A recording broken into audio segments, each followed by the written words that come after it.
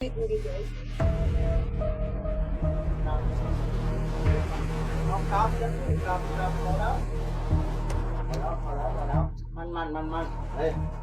子们，在泰国有一栋被当地人称作活人禁地的屋子，虽然外表看起来平平无奇，可内里却暗藏玄机。它有着一段令人毛骨悚然的过往。呢間屋咧，本身個故事咧就係話住咗好多戶人，搬走搬出搬走搬出，都住唔得耐，同埋一定會有意外發生。咁咧就咁佢哋叫猛鬼屋呢度，猛鬼別墅。久而久之，猛鬼屋的名号不胫而走，也吸引了众多主播前来拍摄灵异视频。而这一次，这里迎来了周师傅和他的徒弟们，他们将再次开展一场特殊的请鬼秘术教学。当众人踏入这间屋子时，一股寒意瞬间包裹全身。彼时室外气温接近40度，可屋内却阴凉的反常，甚至带着刺痛感。阿贝恩皱着眉头，不安地嘟囔着，皮肤像被什么东西叮咬，阵阵冷风还直往脖子里钻。其中一位成员忍不住向周师傅发问：真的非得找这种实景教学不可吗？周师傅神色凝重，眼神中透着笃定，只有在这种阴气重的地方，才能让徒弟学到真本事。当年我师傅也是这么教我的，没鬼的地方练了也是白费功夫。尽管周师傅试图安抚大家的情绪，但那股弥漫在空气中的诡异氛围，还是让众人心中的不安愈发浓烈。在得知另一位师傅要在12点才到后，团队成员决定先在屋内四处转转。过程中，有人询问周师傅这屋子是否格外阴凉。周师傅沉思片刻后说道：阴凉倒算正常，但这间屋子的寒气和咱们之前去过的鬼屋比起来，就像直接钻进了冰箱。随后他严肃地叮嘱众人，等会要进的那间房以前是叫阴法的地方，进去后只许看不许碰，要是出了状况立刻往外跑。这番话让原本就紧张的气氛更加凝重。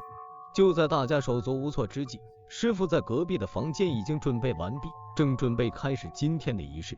只见师傅手拿一根蜡烛，盘坐在烛火当中，同时嘴里念念有词，并将燃烧的蜡油滴在前面的小瓶子里。隻鬼有啊！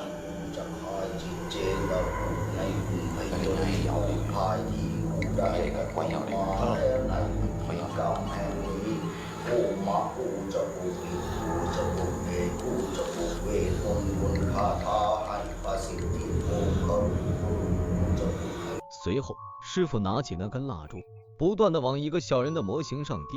这一幕让众人看着直皱眉，但是一旁的周師傅却解释稱：即係就過呢個鬼法嘅，咁簡單過到啦。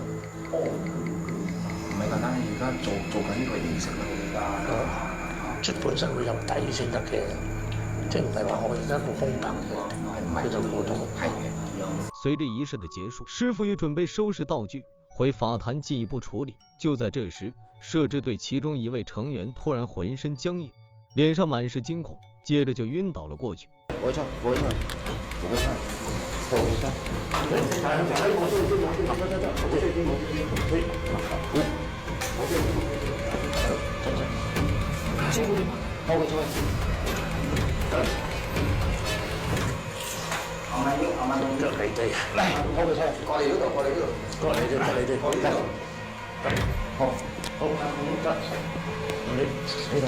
一旁的周師傅見狀，急忙讓眾人將他帶出房間。因為在房間裡，師傅剛剛進行招魂儀式，因此吸引來了很多好兄弟，而小雨本就磁場較弱，瞬間被附身，所以才當場暈了過去。面對小雨危急的情況，周師傅在車上立刻展開緊急處理。他神情凝重，口中念念有詞，試圖趕走附在小雨身上的好兄弟。最終經過大家的齊心協力，他的神智也逐漸清醒，整個人也慢慢恢復了過來。而這場發生在泰國猛鬼屋的驚魂事件，究竟是真實的靈異遭遇，還是眾人在極度恐懼下產生的錯覺？真相或許永遠被塵封在了這間陰森的屋子裡，成為了一個無人能解的謎團。好了，今天的故事就講到這裡，關注琪琪，每天為您講述您不知道的故事。